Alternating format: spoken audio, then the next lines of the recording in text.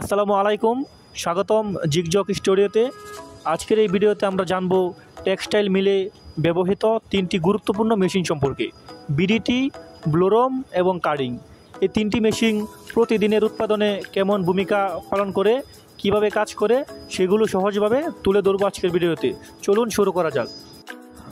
প্রথমেই বলি BDT machine সম্পর্কে। বিডিটি মেশিন মূলত তুলার বেল্ট ওপেন করে একটি নির্দিষ্ট লাইনে বা পথে পাঠানোর জন্য প্রস্তুত করে। এটি অনেকটা অটো কন্ট্রোল সিস্টেমের মতো কাজ করে।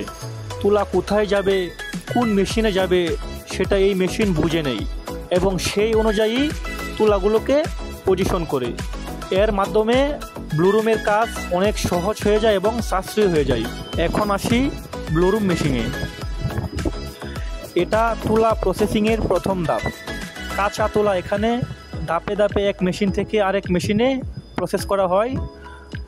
আসলে প্রথমে বলি, ব্লুরুমে একক কোনো মেশিন নেই। এটা হলো পুরাটাই একটা প্রসেস যা অনেকগুলো মেশিন একসাথে কাজ করে বাতাসের সাহায্যে এক মেশিন থেকে আরেক মেশিনে তুলা প্রসেস করা হয়। এভাবে ধাপে ধাপে মানসম্মতভাবে তুলাকে কার্ডিং মেশিনে ডেলিভারি দেওয়া হয়। এটাই হলো ব্লুরুমের কাজ। আমি আবারও বলছি, ব্লুরুম নির্দিষ্ট কোনো একক মেশিন না, এটা হলো পুরোটাই একটা প্রসেস।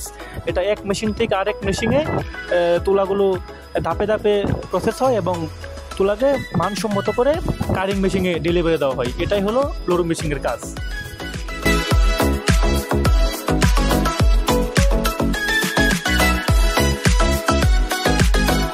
এবার আসি কার্ডিং মেশিনে।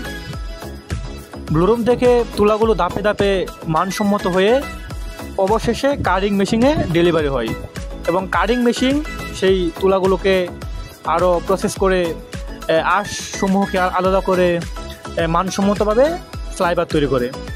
এটাই হলো কার্ডিং মেশিনের কাজ। ব্লুরুম থেকে আসা তুলাগুলো কার্ডিং মেশিন ভালো মানের ফ্লাইবার তৈরি করে। এটাই কার্ডিং মেশিনের ক্লাস। ওকে বন্ধুরা, আজকের ভিডিও এই পর্যন্তই। আশা করি ব্লুরুম কার্ডিং মেশিন সম্পর্কে আপনাদের কিছুটা হলেও ধারণা দিতে আমি পেরেছি।